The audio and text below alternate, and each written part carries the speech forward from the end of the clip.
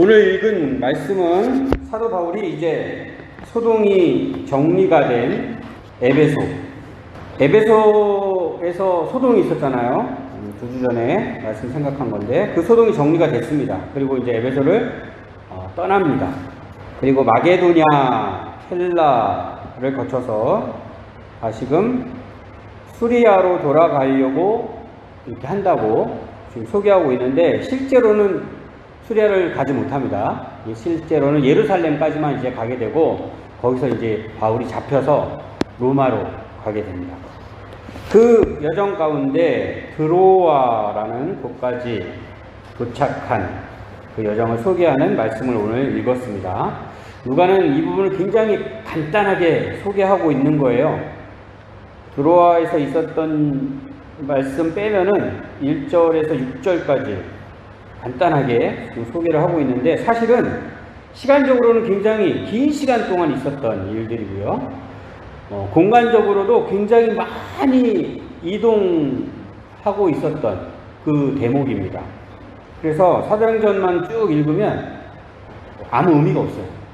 이 여정 자체의 의미가 아무것도 없는데, 다른 서신서들을 보고서 이때 무슨 일이 있었는지를 좀 생각하면은 이 시간 동안에 엄청난 의미 있는 일들이 있었다라는 것을 우리는 확인할 수가 있습니다. 그래서 제가 다시 한번 서신서들을 참고하면서 이 시간에 있었던 일들을 재구성해서 소개를 해드리도록 하겠습니다. 사도 바울의 원래 계획은 우리가 19장에서 앞에서 읽었던 말씀에서 이미 확인한 바가 있습니다. 그것을 다시 한번 볼게요.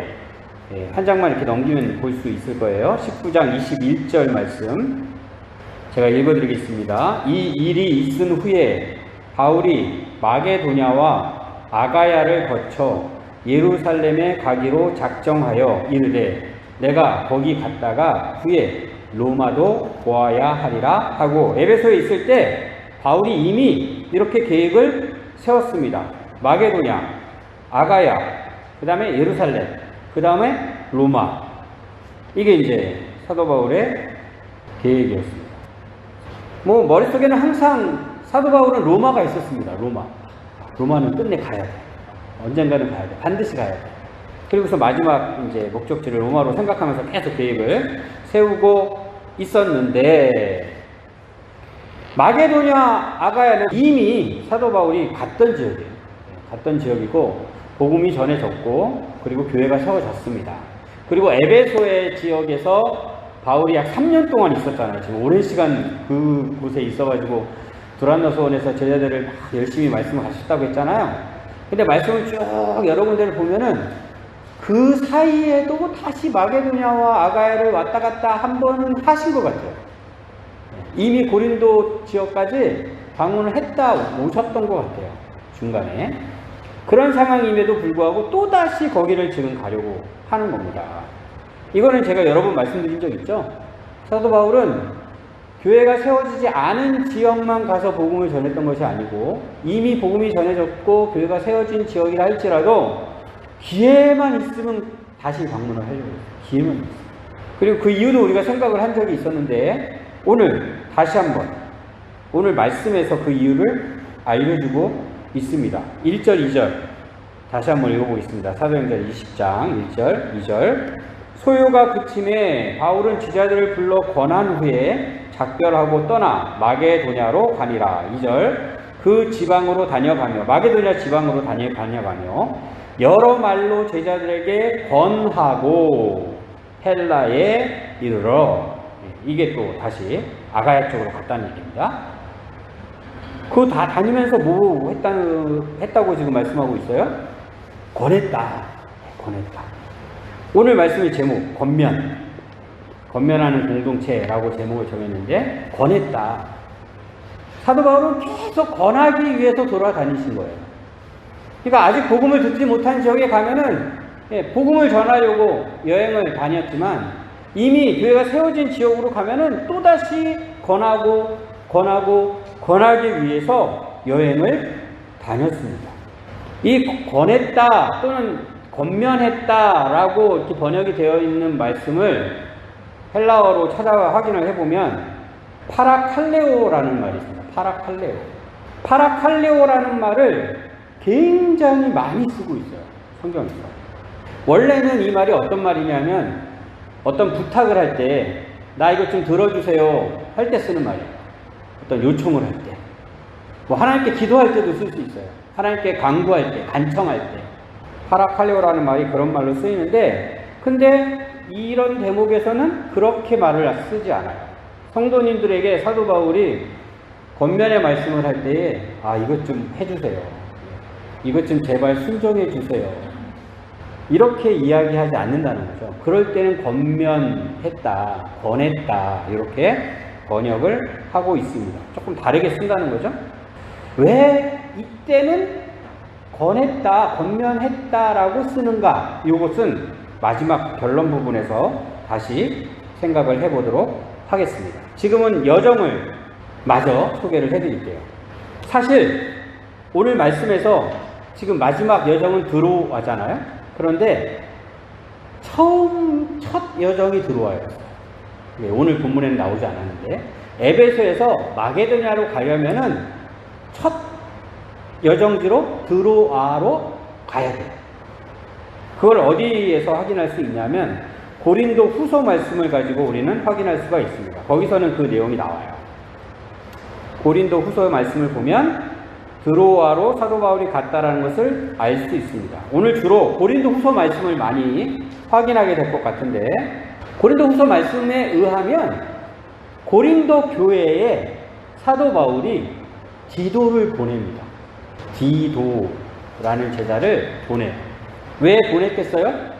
그렇게 보낼 때는 항상 사도 바울이 편지를 씁니다. 편지를 써가지고 그 편지를 들고 그 지역에 가서 사도 바울이 기록한 그 편지를 읽어줍니다. 그래서 하나님의 말씀을 또 전하게 되는 거죠. 그것을 위하여 디도를 보냅니다. 그 편지가 어떤 편지냐? 지금 고린도 후서니까 고린도 전서인가? 그건 아닙니다. 고린도 전서는 디모데를 통해서 전달이 됐고요. 지금 디도에게 써 보낸 편지는 남겨져 있지 않아요. 우리가 그 내용을 좀 짐작을 할 수 있어요. 고린도 후서 말씀을 보면 좀 짐작할 수 있는데 지금 확인할 수는 없는 그 편지를 디도 손에 쥐어가지고 고린도로 보냅니다. 근데 그 편지의 내용이 어떤 편지냐면 너네들 너무 심각하게 지금 잘못하고 있어, 이런 내용의 편지예요. 근데 고린도 교회에 고린도 전서를 보냈잖아요. 그리고 나중에 들려오는 소식이 고린도 교회의 상황이 엉망진창인 거예요. 고린도 교회가 잘못을 많이 하는 교회라고 했잖아요. 그래서 그런 잘못들 이제 하면 안 돼 하면서 고린도 전서를 열심히 써가지고 보냈는데 이 말씀을 딱 받아들여가지고 네 알겠습니다, 하나님의 말씀에 순종하겠습니다, 교회가 이래야 되는데 그러지를 못하고 교회가 엉망진창이 돼버려요. 예를 들면 이런 거죠. 사도 바울이 누구야? 사도라는 말도 안 썼겠죠. 바울이 누군데? 이러면서 왜 우리가 그 사람이 한 이야기를 들어야 돼? 이런 상황이 돼버린 거예요.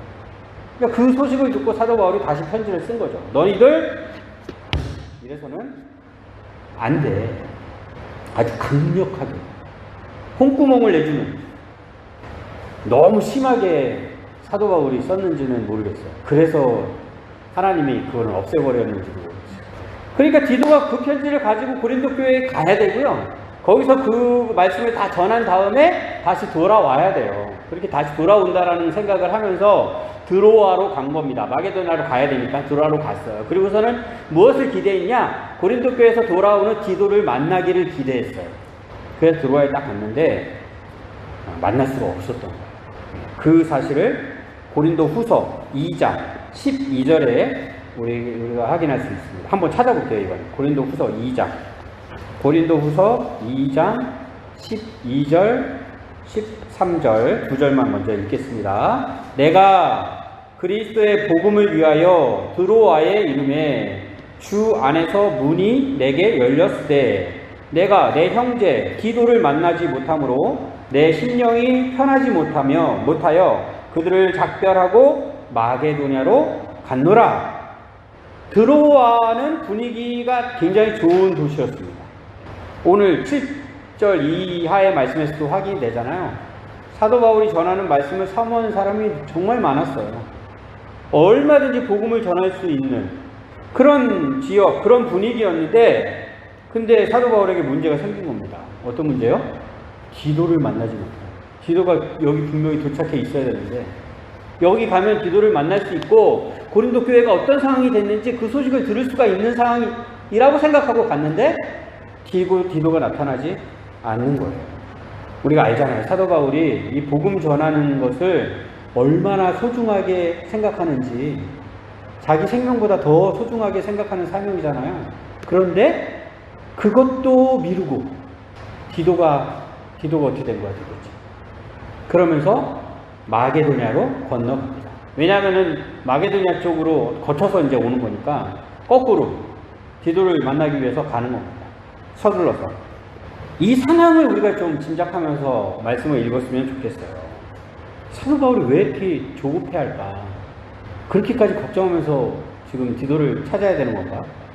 사도행전 말씀을 우리가 읽을 때는 사실 그냥 편안한 마음으로 읽을 수 있는 말씀이 아닙니다. 고린도 후서 말씀으로 그것을 다시 한 번 더 확인해 볼게요.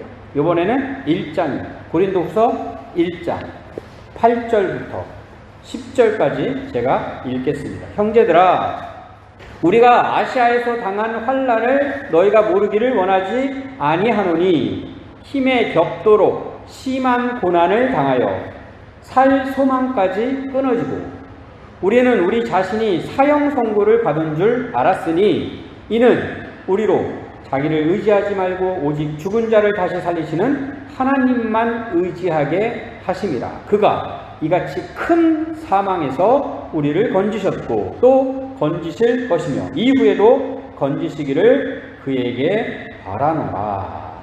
아시아, 거기서 당한 환난, 심한 고난, 살 소망까지 끊어진, 사형 선고를 받은 줄 안 큰 사망, 이것이 사도 바울의 형편이었어요. 사도 바울뿐만이 아니었겠죠. 사도 바울을 도와 함께 사역을 하는 그 제자들 같은 상황이었습니다. 우리가 전도 여행, 선교 여행 이렇게 표현을 하는데 여행이라는 말을 거기다 붙여도 되나 이런 생각이 듭니다. 여행이라고 할 수가 없죠. 그냥 전쟁 같은 시간을 보내고 있는 거예요. 복음을 위해서. 그리고 오늘 읽은 사도행전 20장 3절에서도 또 확인할 수 있는 것이 있어요. 3절 제가 다시 한번 읽겠습니다. 거기 석 달 동안 있다가 배 타고 수리아로 가고자 할 그때에 유대인들이 자기를 해하려고 공모함으로 마게도냐를 거쳐 돌아가기로 작정하니, 벌써 확 시간이 지난 거예요. 여기가 고린도입니다. 고린도. 아가야 지역이에요. 벌써 아래로 내려온 거예요. 그리고 석 달 동안 거기서 머물렀다고 했어요. 그리고 배 타고 수리아로 가면 됩니다. 거기 이제 항구가 있으니까 배 타고 이스라엘 쪽으로 가면 돼요. 그런데 바로 가지를 못해요. 다시 올라갑니다. 이 일정은 나중에 또 기회가 되면 소개를 해드릴 수 있겠지만 왜 못 갔느냐? 사도 바울을 죽이려고 하는 사람들이 있었다는 거죠. 지금 배 타고 딱 가면은 같이 배를 딱 타가지고 배에서 해치운 다음에 바닷속으로 휙 하려고 하는 사람들이 있었다는 거예요. 이렇게 여기뿐만이 아니에요. 그냥 당시에는 유대인들 중에서, 특히 유대인들이 그랬죠. 유대인들 중에서 사도 바울을 정말 그냥 가시처럼 여기면서 언제든지 기회만 있으면 없애려고 하는 그런 세력들이 있었어요. 그런데 지금 이 상황이 어떤 상황이라고 했습니까? 디도에게 그 고린도 지역으로 혹독하게 혼을 내는 편지를 써가지고 보냈다고 했잖아요. 근데 그 디도가 돌아오지 않고 있는 상황이에요. 너무나 걱정이 된 거예요. 오히려 내가 가서 죽었으면 그냥 그건 속편한 일인데 괜히 나 때문에 디도가 가서 그렇게 안 좋은 일들을 당한 것은 아닐까 하면서 너무나 염려가 됐던 상황입니다. 그래서 사도 바울은 조급해하지 않을 수가 없었어요. 그래서 마게도냐로 건너가게 됩니다. 마게도냐에 있는 도시 이제 좀 기억나십니까? 어떤 도시들이 있었죠? 빌립보, 데살로니가, 베레아, 여기까지 이렇게 마게도냐에서 위쪽이라고 생각하시고, 빌립보 기억나시죠? 누가 있는 곳이죠? 루디아. 그러니까 지금 이렇게 사도 바울이 복음 전도 여행을 할 때에 굉장히 이렇게 중요하게 대두되는 도시들이 있는데 그 중에 에베소가 또 하나고 또 빌립보가 또 하나입니다. 루디아가 얼마나 열심히 잘 섬겼는지 센터처럼 돼가지고 그곳에 방문을 이제 하게 됩니다. 그런데 다행히 거기서 디도를 만납니다. 고린도 후서 다시 갑니다. 7장. 고린도 후서 7장 5절에서 7절 말씀 제가 다시 한번 읽어볼게요. 우리가 마게도냐에 이르렀을 때에도 우리 육체가 편하지 못하였고 사방으로 환난을 당하여 밖으로는 다툼이요 안으로는 두려움이었노라. 예. 에베소에 있을 때뿐만 아니라 빌립보에 가서도 마찬가지였다는 거예요. 예, 환난은 계속됩니다. 계속 고난을 당하고 있습니다. 안으로 두려웠다라고 지금 표현하고 있는데 뭐 고린도 교회에 대한 걱정 가득했을 거예요. 디도에 대한 걱정 그 중에 또 가장 컸을 거예요. 디도가 어찌 되었나 어찌 되었나. 그런데 이어서 6절 그러나 낙심한 자들을 위로하시는 하나님이 디도가 옴으로 우리를 위로하셨으니 그가 온 것뿐 아니요 오직 그가 너희에게서 받은 그 위로로 위로하고 너희의 사모함과 애통함과 나를 위하여 열심히 있는 것을 우리에게 보고함으로 나를 더욱 기쁘게 하였느니라. 디도를 만났습니다. 디도 만난 것 자체가 바로 바울에게 엄청난 위로가 되었습니다. 근데 그것뿐만 아니라 디도가 고린도 교회 소식을 가지고 왔는데 바울 선생님 기뻐하십시오. 선생님이 그렇게 써준 그 혹독한 편지를 그들에게 읽었는데 그들이 그 편지를 읽고 어떻게 했다? 회개했다. 뭐 우리 말이 쉬워서 회개지 그렇게 엄청나게 혹독하게 주는 메시지를 받고서 자기가 잘못했다고 하면서 돌이킨다는 게 이게 쉬운 일이 아니잖아요. 근데 그 일이 일어났다는 거예요. 그러니 여태까지 고민하고 걱정하고 염려했던 사도 바울이 그 소식을 듣고는 얼마나 기뻤겠어요. 고린도 교회는 그 이후에 그 상황이 너무나 잘 정리가 된 거예요. 그 엉망이었던 교회의 형편이 너무나도 잘 정리가 돼서 나중에 결국 사도 바울이 다시 그 고린도 교회를 찾아갑니다. 그리고 오늘 기록하고 있어요. 얼마 동안 머물렀다고요? 3개월 동안 머물렀다. 사도 바울을 그냥 죽이려고 했던 사람들도 있었던 그곳에서 3개월 동안 머물 수 있는 상황이 되었던 겁니다. 이 소식을 듣고 사도 바울이 다시 편지를 씁니다. 그 편지가 바로 고린도 후서예요. 그리고 다시 디도에게 그 편지를 맡깁니다. 그리고 디도를 다시 고린도로 보냅니다. 그 고린도 교회에 어떤 내용의 편지를 써서 보냈을까? 이제 이 궁금증을 가지고서 고린도 후서를 쭉 읽어 나가시면 조금 더 실질적으로 편지의 내용을 읽어 나가실 수 있을 것 같습니다. 그 내용 잠깐 확인을 해볼게요. 처음부터 한번 확인해 보실 거예요. 고린도후서 1장 4절. 고린도후서 1장 4절. 우리의 모든 환난 중에서 우리를 위로하사 우리로 하여금 하나님께 받는 위로로서 모든 환난 중에 있는 자들을 능히 위로하게 하시는 이시로다. 그리스도의 고난이 우리에게 넘친 것 같이 우리가 받는 위로도 그리스도로 말미암아 넘치는도다. 우리가 환난당하는 것도 너희가 위로와 구원을 받게 하려는 것이요 우리가 위로를 받는 것도 너희가 위로를 받게 하려는 것이니 이 위로가 너희 속에 역사하여 우리가 받는 것 같은 고난을 너희도 견디게 하느니라.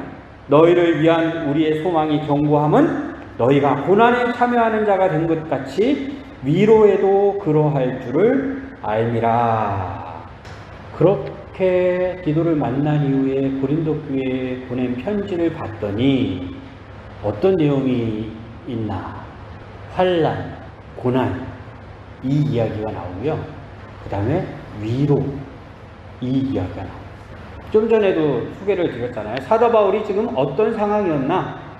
이건 충분히 생각하고 또 생각하셔야 됩니다. 사도 바울이 어떤 상황에 있었나? 그런데 고린도 교회에 이 편지를 써서 보내는 내용을 봤더니 고린도 교회 성도들도 어떤 상황에 있었나? 이 생각을 하게 돼요. 복음을 전하기 위하여 생명을 걸고 돌아다니는 지금 사도 바울에게만 환난, 고난이 있었던 것이 아니라 고린도 지역에서 하나 예수님을 믿고 섬기는 성도님들도 역시 환난 가운데 있었구나. 고난을 겪고 있구나. 이걸 충분히 짐작할 수 있습니다. 그런 그들에게 사도 바울은 위로, 이 위로의 메시지를 지금 전해주고 있는 것입니다. 예수님을 믿고 산다라는 것이 어떤 것인지 우리는 분명히 알아야 합니다.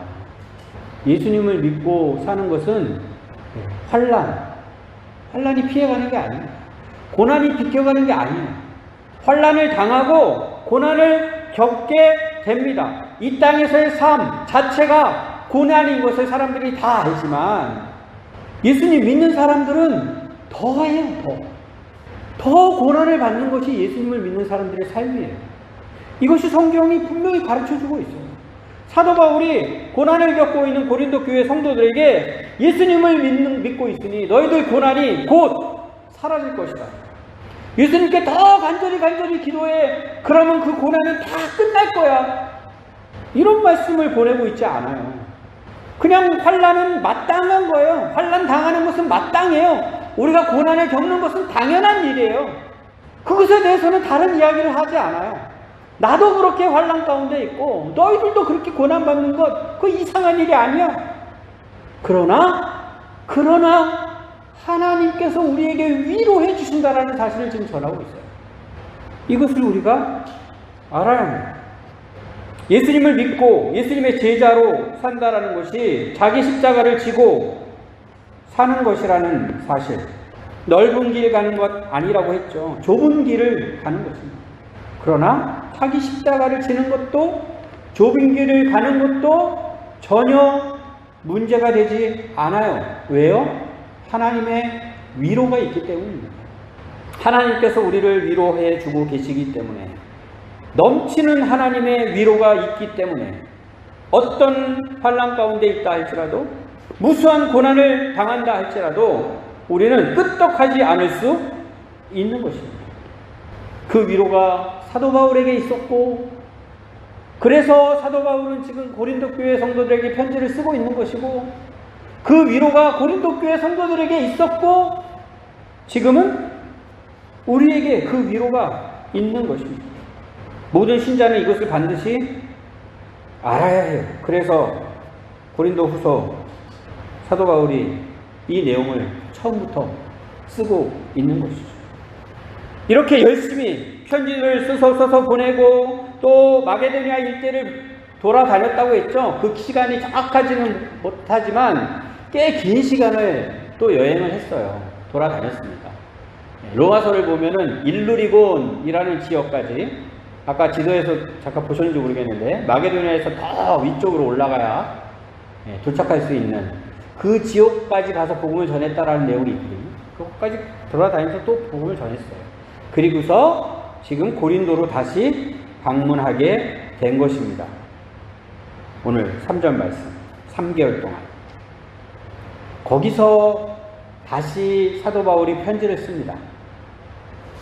또다시 다른 지역에 있는 교회 성도들에게 편지를 씁니다. 그때 기록한 말씀이 로마서입니다. 로마서. 사도 바울의 그 혹독한 메시지를 받고 회개함으로 돌이킨 고린도 교회에 다시 방문한 사도 바울이 3개월 동안 지내면서 로마 교회에 편지를 씁니다. 그 내용이 로마서. 오늘 주보에 보니까 또 로마서에 대한 소개가 담겨져 있습니다. 우리 성도님들 가운데도 로마서를 좋아하시는 분들이 많이 계실 것 같습니다. 바로 그 로마서가 이 타이밍에 기록된 것입니다. 로마서 내용은 또 어떤 내용이었을까요? 역시 마찬가지 로마 교회 성도들에게 권하는 말씀을 기록하고 있겠죠. 내가 하나님의 모든 자비하심으로 너희를 권하노니. 이렇게 오늘 말씀을 준비하면서 목사인 저 역시도 열심히 권해야겠구나 라는 생각을 하게 됐습니다. 뭐 기본적으로 말씀을 이렇게 준비하다 보면 사도 바울하고 저랑 이렇게 비교를 하게 됩니다. 이게 비교할 수 없는 존재인데 이게 비교를 하게 돼요. 그러고서는 이제 막 자괴감에 또 빠지게 되죠. 그게 나름 저렇게 에베소, 빌립보, 고린도 이렇게 한 도시의 성도들에게 권하는 메시지를 전하는 사도 바울. 그럼 나는 뭘 할 수 있을까? 생각을 하다가 우리 언약나무 교회에 속해 있는 성도님들 한 가정을 이렇게 말씀을 권하면서 돌아다녀야겠구나 이런 생각을 하게 됐습니다. 사도 바울이 고린도 교회에 먼저 디모데를 보냈다고 그랬죠? 그리고 이제 또 디도를 보냈고 또 다시 디도를 보냈다고 했잖아요. 권면하기 위해서 보낸 겁니다. 권하기 위해서 보낸 거예요. 우리 교회는 어떻게 할 수 있을까요? 우리 집사님들이 이제 세워지셨습니다. 그리고 가을에는 이제 장로님, 권사님, 안수 집사님들 세워지십니다. 이렇게 직분자를 세우는 이유가 뭘까요? 나름 역할이 있죠? 그 역할을 잘 감당하실 터인데 이것을 크게 묶어서 생각을 해보면 권하기 위해서 직분자를 세우는 거예요. 권면하기 위해서 직분자를 세우는 거예요. 또 하나님께서는 각 가정마다 믿음의 가장들을 세우십니다. 왜 세우실까요? 이거 하라고요. 권하라고. 권면하라고. 우리가 가정예배를 계속해서 강조하고 있는데 왜 가정예배를 드리려고 하고 있어요? 권하라고요. 우리 자녀들에게 권면하라고요. 근데 우리 어떻게 하고 있습니까 지금? 저부터. 우리 교회 오기환 목사는 정말 열심히 권면하면서 사는 목사야. 이런 느낌이 드십니까? 전혀 안 드시죠? 저부터 너무 잘못하고 있어요. 교회는 권면하는 공동체가 되어야 합니다. 권면하는 것이 당연한 겁니다. 권면이 끊어지면 안 되는 공동체예요. 이것을 지금 사도 바울이 사도행전을 통해서 우리에게 분명히 가르쳐주고 있습니다. 목사부터 직분자로 세워주시는 분들, 각 가정의 믿음의 가장들 얼마나 열심히 권면하는 일에 매진해야 하는지 분명히 아셔야 합니다. 고린도 후서를 보면은 권면하는 자가 또 어떻게 해야 하는지도 우리가 알 수가 있어요. 고린도 후서 6장입니다. 고린도 후서 6장 3절부터 제가 10절까지 읽을 텐데요. 조금 깁니다. 긴데 이걸 뭐 자세하게는 우리가 확인하기는 어렵고 좀 이 생각을 가지고 좀 읽으셨으면 좋겠어요.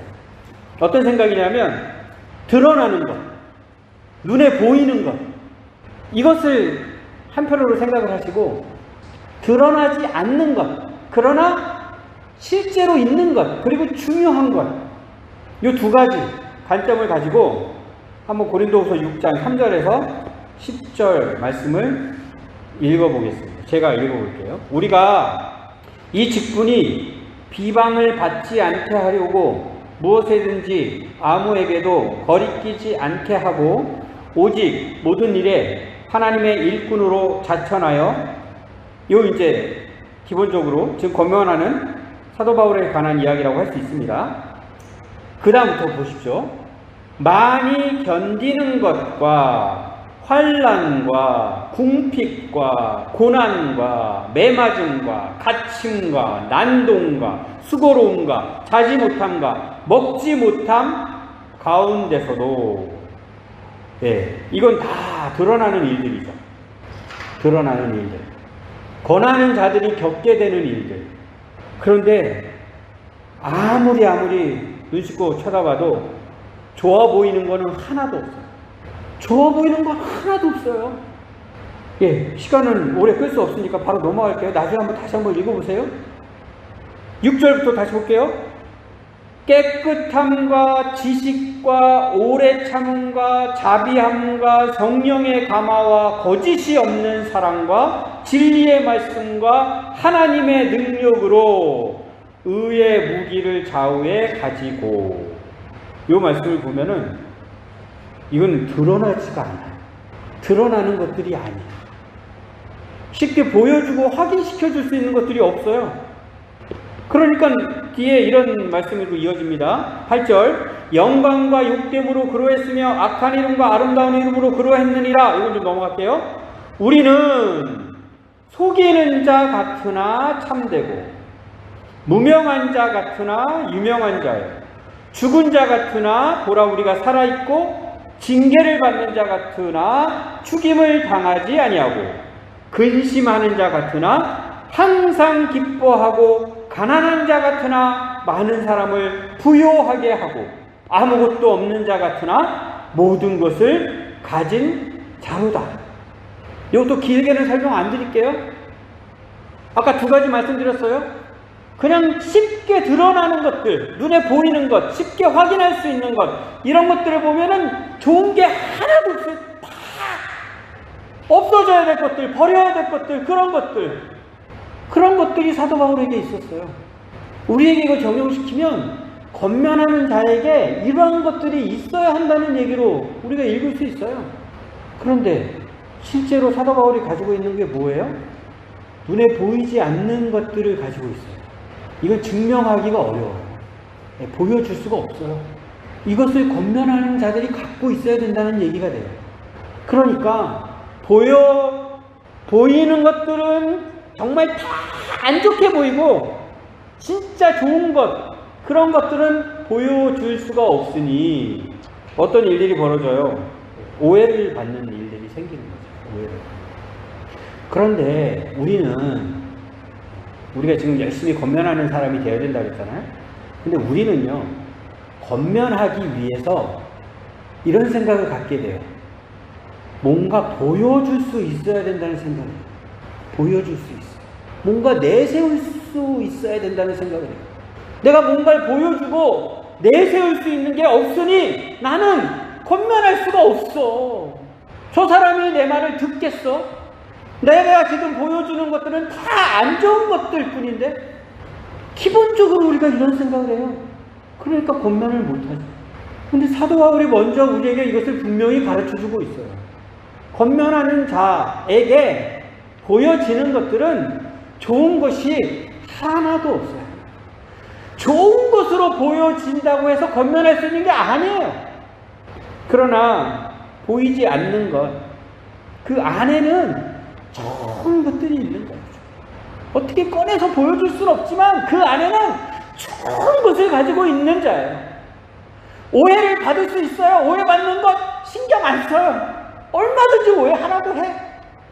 그러나 내 안에는 정말 좋은 게 있어. 이거 가지고 권면하는 거예요. 그러니까 제가 우리 성도님들에게 권면한다고 할 때 저에게 보여주는 것을 요구하지 마세요. 제가 보여드릴 수 있는 건 아무것도 없어요. 우리 나중에 장로님 세워주셔가지고 신방 다니시면서 권면하실 때 장로님 보여줄 수 있는 거 있어요? 그러니까 이러시면 안 된다. 우리 자녀들 부모님에게 보이는 것들을 요구하지 마세요. 우리 부모님들이 자녀들에게 보이는 것들을 줄 수 있는 분들이 아니에요. 보이지는 않지만 그 안에 너무나도 소중하고 너무나도 중요하고 너무나도 가치 있는 그것들을 가지고 있다는 것을 볼 수 있어야 합니다. 7장을 보면은 이번에는 권면하는 자의 심정, 어떤 심정으로 권면하게 되는지도 알 수 있는 말씀이 있습니다. 고린도후서 7장 8절 말씀 읽겠습니다. 그러므로 내가 편지로 너희를 근심하게 한 것을 후회하였으나 지금은 후회하지 아니함은 그 편지가 너희로 잠시만 근심하게 한 줄을 알미라. 내가 지금 기뻐함은 너희로 근심하게 한 까닭이 아니요 도리어 너희가 근심함으로 회개함에 이른 까닭이라. 너희가 하나님의 뜻대로 근심하게 된 것은 우리에게서 아무 해도 받지 않게 하려 함이라. 하나님의 뜻대로 근심은 후회할 것이 없는 구원에 이르게 하는 회개를 이루는 것이오. 세상 근심은 사망을 이루는 것이니라. 아까 뒤를 통하여 아주 혹독한 메시지를 써서 보냈다고 했잖아요. 그걸 써서 보내고 나서 아이고 괜히 보냈나? 너무 심하게 써서 보냈나? 이 잘못한 건가? 이런 후회를 했다는 거예요. 사도 바울은. 사도 바울은 이렇게 후회를 할 정도로 심한 메시지를 지금 보냈다는 얘기잖아요. 제가 이 마음을 좀 많이 공감을 해요. 늘 제가 이 고민을 하거든요. 이렇게 얘기해도 되나? 그러면서 저는 포기하는 거예요. 우리 성도님들 근심하게 할까봐, 예, 우리 성도님들 근심하면서 힘드시면 안 되지 하면서 제가 겉면을 포기합니다. 예, 겉면을 아주 게으르게 하는 목사가 됐어요. 그래가지고. 그래서 사도 바울은 근심을 하게 하는 편지, 그리고 그것을 후회할 정도로, 예, 아주 강력한 메시지를 전하는 그런 사도였던 거예요. 그러면서 그 고린도 교회 소식을 다시 접하고서는 이제 후회하지 않는다. 후회하지 않는다. 왜냐하면 그 근심은 하나님의 뜻대로 하는 근심이기 때문에. 그러니까 제가 너무나도 잘못하고 있는 거죠. 하나님의 뜻대로 하는 근심은 우리 성도님들에게 할 수 있게끔 제가 했어야 되는데, 그 근심마저도 하지 못하게 제가 했으니 제가 얼마나 큰 잘못을 하고 있는 거죠. 세상 일 때문에 근심하는 것은 우리가 하지 말아야 할 일이지만, 하나님의 말씀을 들음으로 근심하는 것은 얼마든지 해야 합니다. 반드시 해야 합니다. 그 근심할 수 있게끔 뭐 해야 된다? 권면해야 합니다. 목사도 우리 성도님들께 열심히 권면해야 합니다. 우리 직분자로 세워주시는 분들도 열심히 권면하셔야 합니다. 우리 가장, 믿음의 가장들, 자녀들에게 열심히 권면하셔야 합니다. 그것은 잠시만 하는 근심을 하게 하는 거다. 하나님의 뜻대로 하는 근심이다. 회개함에 이르게 하는 근심이다. 그래서 권면을 열심히 해야 됩니다. 이 말씀을 하면서 저도 권면을 이제 막 남발하는 목사가 되어서는 안 되겠죠. 권면이 무엇인지를 분명히 알아야 합니다. 권면이 무엇인지. 그걸 한번 생각해 볼게요. 처음에 얘기했던 파라칼레오. 왜 어디서는 요청하다, 간구하다, 간청하다, 이것 좀 해주세요 할 때 쓰는 말을 어떤 데서는 권하다, 권면하다 이렇게 우리말로 번역을 했는가? 그 이유를 또 고린도 후서 말씀에서 확인할 수가 있어요. 고린도 후서 5장 20절 말씀. 고린도 후서 5장 20절. 그러므로 우리가 그리스도를 대신하여 사신이 되어 하나님이 우리를 통하여 너희를 권면하시는 것 같이 그리스도를 대신하여 간청하노니 너희는 하나님과 화목하라. 하나님과 화목하라는 권면의 메시지를 전하고 있는데, 지금 사도 바울이 뭐라고 하고 있냐면 하나님이 우리를 통하여 너희를 권면하시는 것 같이. 여기서 권면이라는 말을 우리가 쓸 수 있는 이유를 발견할 수 있어요. 권면은요, 하나님이 하십니다. 하나님께서 우리에게 하시는 말씀을 목사가 가서 전하면 그것이 권면입니다. 그러니까 목사가 이렇게 하는 것이 좋겠습니다 라고 얘기했을 때 그것이 하나님의 뜻이 아니면, 하나님의 말씀이 아니면 그건 요청, 부탁. 그런데 이렇게 하는 것이 좋겠습니다 얘기했을 때 그것이 하나님의 뜻이면, 그것이 하나님의 말씀이면 그것은 권면이다. 이것이 파라칼레오에 쓰이는 방법이에요. 그리고 파라칼레오가 또 아주 놀라운 의미로 사용되는 것을 성경을 통해서 확인할 수 있는데, 어떤 뜻으로 쓰이느냐? 위로하다, 이런 뜻으로 쓰입니다. 위로하다. 오늘 읽은 말씀에서 드로아에서 사도 바울이 말씀을 전하는데 말씀이 길어졌어요. 이 사도 바울이 말씀 길게 하는 것을 보고서는 제가 그래도 좀 위로를 받습니다. 그렇다고 오늘 말씀도 막 길게 할 건 아니고요. 빨리 끝내겠습니다. 졸다가 떨어져서 죽었어요. 네. 그런데 절대로 일어나지 않아야 될 일이 일어난 거예요. 그죠? 이런 일들이 교회에서 일어나면 정말 큰일이잖아요. 큰일. 오늘도 뭐 휴가철 조심했으면 좋겠다고 이렇게 말씀하셨는데, 그런데 다시 살았습니다. 그리고 12절 말씀, 마지막 말씀이죠. 다시 한번 읽어볼게요. 사람들이 살아난 청년을 데리고 가서 적지 않게 위로를 받았더라. 위로를 받았더라. 이때 쓰인 말이 파라칼레오예요. 성도들이, 모든 지체들이 지금 위로를 받고 있습니다. 절대 일어나지 말아야 할 일, 당장 그 일이 일어났을 때는 어떻게 우리에게 이런 일이 일어날 수 있어? 라고 생각하는 그 일, 그 일로 인하여 하나님의 위로를 지금 받고 있어요. 하나님을 알지 못하는 사람들, 저 세상 바깥에서는 정말 하늘이 무너지는 일, 땅이 꺼지는 일, 그런 일들.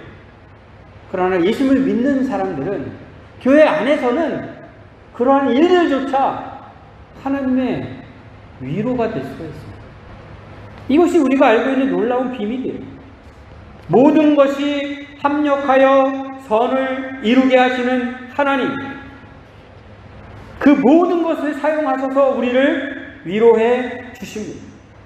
사도 바울이 그 극심한 환난을 다 겪으면서, 온갖 고난을 다 당하면서 성도들을 권면하기 위하여 그렇게 애쓰며 지금 돌아다니고 있다는 거 확인했는데, 그 사도 바울이 끊임없이 하나님의 위로를 받고 있다는 사실을 우리는 오늘도 확인했습니다. 제가 일일이 짚지는 않았는데, 제가 오늘 읽어드린 고린도 후서 말씀 가운데 위로라는 말씀이 계속 반복돼서 나와요. 위로. 그래서 한번 찾아봤어요. 사도 바울이 쓴 편지 가운데 위로라는 말이 제일 많이 나오는 편지가 무엇인가? 고린도 후서. 두 번째가 로마서. 권면이요, 우리를 근심하게 한다고 했잖아요. 꼭 필요한 근심이라고 했습니다. 권면이요, 당장은 들으면 듣기 싫을 수도 있고 정말 도저히 따르기 어려운 그런 말씀일 수 있는데, 실제로 확인해 보면 그 말씀이 하나님의 위로가 됩니다. 세상 그 어디에서도 줄 수 없는 위로를 하나님께서 우리에게 주시는 그 권면의 말씀을 통하여 주십니다. 이것을 우리가 기억해야 해요. 이 땅에서의 삶 자체가 너무나도 어렵고 힘듭니다. 예수님을 믿는 우리들도 역시 그 힘들고 어려운 삶을 살고 있습니다. 왜 그런 일이 일어나는지 이유를 알 수가 없습니다. 이해가 안 됩니다. 성경은 그것에 대해서 뭐라고 가르쳐주고 있다고요? 신자가 세상에서 환난을 당하는 것이 마땅하다. 고난을 당하는 것이 당연하다. 이것을 다르게 가르쳐주면 안 돼요. 우리가 권면할 때에 어떻게 권면하고 있는지 한번 생각해 보셔야 돼요. 내가 지금 신앙 안에서 지체들에게 또는 자녀들에게 권면의 말씀을 전할 때 어떻게 권하고 있는지. 예수님께 기도 열심히 하면 네가 당하는 그 고난들을 다 이렇게 제거해 주실 거야. 사도 바울은 이런 권면을 하지 않았어요. 근데 우리는 자연스럽게 그렇게 권면을 하고 있어요. 그거 권면이 아니에요. 권면이 아니에요. 우리 자녀들이요, 이것을 분명히 가르쳐주지 않으면 자녀들 머릿속에는 하나님이 당연히 그런 분이라고 생각해요. 내가 당하고 있는 이 힘든 일들 하나님께 기도하면 이거 다 치워주실 분이 하나님, 이렇게 하나님은 생각해요. 알려줘요. 성경이 우리에게 신자가 사는 삶이 어떤 삶인지를 가르쳐주는 대로 알려줘야 합니다. 또 우리가 잘못 권면할 때가 있어요. 자신의 경험, 그런 상황에서 나도 똑같이 겪어봤어. 근데 나는 이렇게 해서 그러니까 이렇게 해결이 됐어. 이건 권면이 아닙니다. 그건 권면이 아니에요. 내가 권면을 하고자 할 때에 과연 내가 하는 이야기가 하나님의 말씀인가 하나님의 뜻인가 확인하십시오. 그것은 그냥 자기 얘기입니다. 자기 얘기 가운데에도 하나님의 말씀이 들어가 있을 수는 있어요. 대부분 아마 들어가 있습니다. 하나님 믿는 사람들이 뭐 엉뚱한 얘기만 하겠어요? 하나님의 뜻, 하나님의 말씀이 들어가 있어요. 그런데 문제는 뭐예요? 거기에 하나님의 말씀 아닌 것도 막 섞여 들어가 있어요. 그러면 그 말씀을 듣는 사람들이 얼마나 혼동스러워하겠어요? 어느 게 하나님의 말씀인지 어느 게 하나님의 말씀이 아닌지 어떻게 구별을 할 수 있어요? 구별이 안 돼요, 구별이. 근데 신기한 거는 그런 이야기를 들을 때마다 하나님의 말씀을 싹 빼고 듣는다니까요. 듣는 사람들은. 그 권면하고자 할 때는 이것이 정말 하나님의 말씀인가? 하나님의 뜻인가? 그것만 전할 수 있어야 됩니다. 그러려면 내가 권면의 말씀을 그렇게 들을 수 있어야 되죠. 그 권면의 말씀은 사람들의 생각과 많이 다르기 때문에 받아들이기 어렵습니다. 우리를 근심하게 합니다. 이것이 권면이에요. 권면의 말씀을 딱 들었는데 한 큐에 다 해결되는 느낌이 받으면은 그거 좀 의심해야 합니다. 당장은 근심하게 합니다. 그리고 우리에게 회개를 요구해요. 회개. 너가 지금 잘못한 거야. 거기서 돌이켜야 돼. 그것을 듣고 그 권면을 받아들이고 또 회개하고 하나님께로 향하여 나아가고 우리가 그러한 자가 되었을 때 아까 사도 바울처럼 어떠한 일을 내가 겪고 있는지 보여줄 것은 하나도 없어. 내세울 것 하나도 없어. 그러나 내 안에 너무나도 소중한 것이 있어. 그것을 확신함으로 그것을 전할 수 있는 그런 우리가 되었으면 좋겠습니다. 하나님께서 우리에게 말씀하실 때 거기에는 하나님의 위로가 있습니다. 우리 언약나무 교회가 우리 서로에게 필요한 그 하나님의 위로, 하나님의 위로가 되는 그 권면을 풍성하게 주고받는 그러한 공동체가 되기를 간절히 소원합니다.